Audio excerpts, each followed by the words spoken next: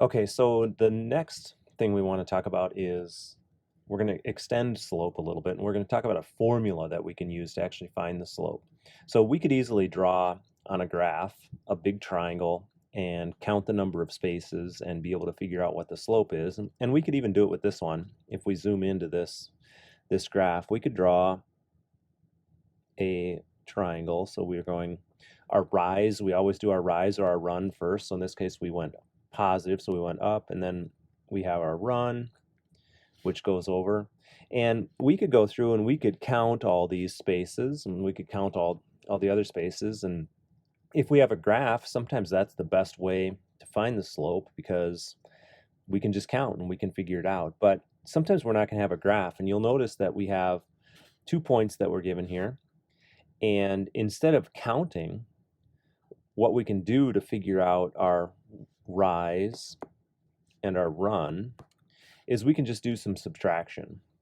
Okay, so the one thing we want to notice is our rise is our y values. And so we have the y-axis over here, and our run is all of our x values.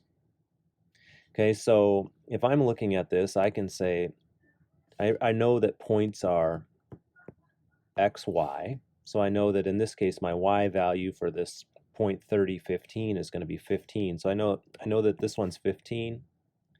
And then for the upper point, it's 50, 45. So I know this is 45. Okay, so if I want to figure out my rise, all I have to do is, whoops, I need to be able to make that smaller.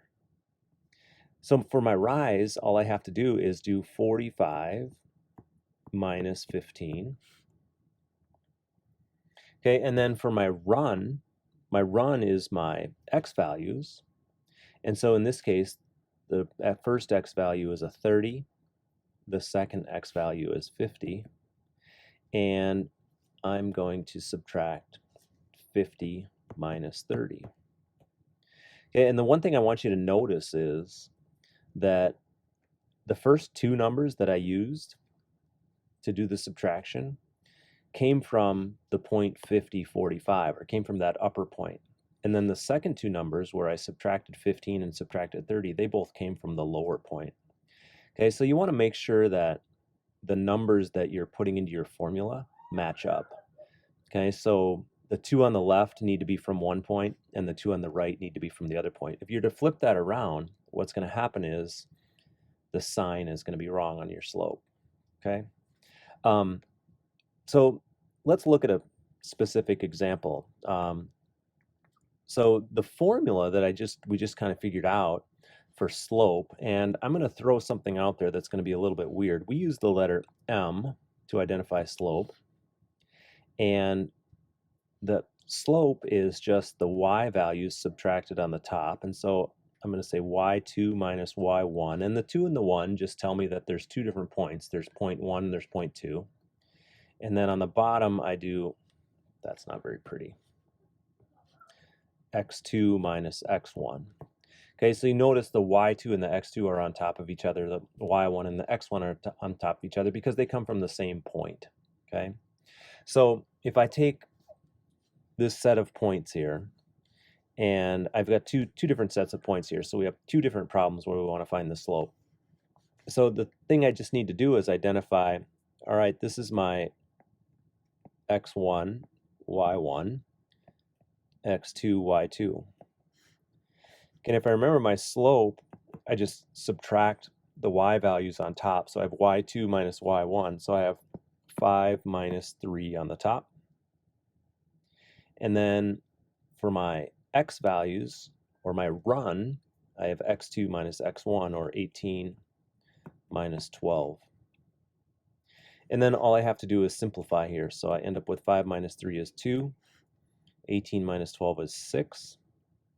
And then with slope, what I always want to do is make sure that the fraction is in simplest form. So in this case, I can divide both of these by 2, and I end up with a slope of 1 over 3. Okay, we'll do the same thing with the next one. So we have x1, y1, x2, y2. And so my slope is the y values subtracted on top. So I have 8 minus 20. And the x values subtracted on the bottom, 5 minus 1. And notice how the 5 and the 8 are on top of each other, and the 20 and the 1. If we would see those flipped around, we would want to make a switch there, because we want to make sure that they're on top of each other, because we need the numbers that came from the same point to be in the same position. Okay, so 8 minus 20 is negative 12, and then 5 minus 1 is 4. And then I can simplify this one by dividing each one by 4. So I end up with negative 3 over 1. Okay, why don't you try the next two on your own? And again, these are in the red boxes, so when you're done with these, you need to enter your answers into Schoology. And then when you're ready, we'll go through a couple more examples. All right, so this first example, the next one here, the difference is we've got some negative numbers that we need to deal with. And negative numbers can be a little bit tricky because our slope formula has subtraction in it. So if we have x1, y1, x2, y2, and our slope formula says we subtract the y values on top, so we have negative 10 minus 5. And then we subtract the x values on the bottom, so we have 1 minus negative 3. So you can already see how the negatives are really introducing some possible confusion, right? Because we're saying negative 10 minus 5. Well, negative 10 minus 5 is the same as negative 10 plus negative 5. And so that's just two negative numbers, and I add them together to get negative 15. And then when we subtract a negative, that means we are actually adding. So 1 plus 3 is 4. So my slope is negative 15 over 4, because I can't simplify that any further.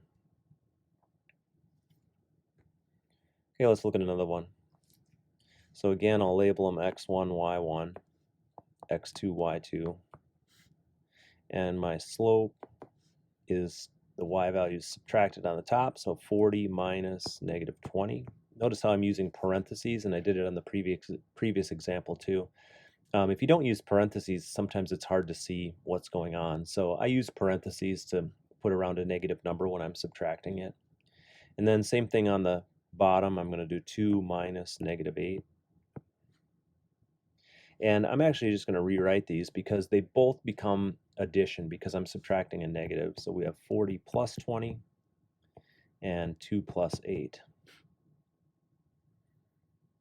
Okay, and then I'm going to come down below to finish it. So 40 plus 20 is 60.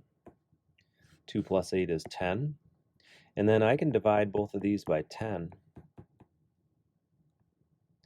So I end up with 6 over 1.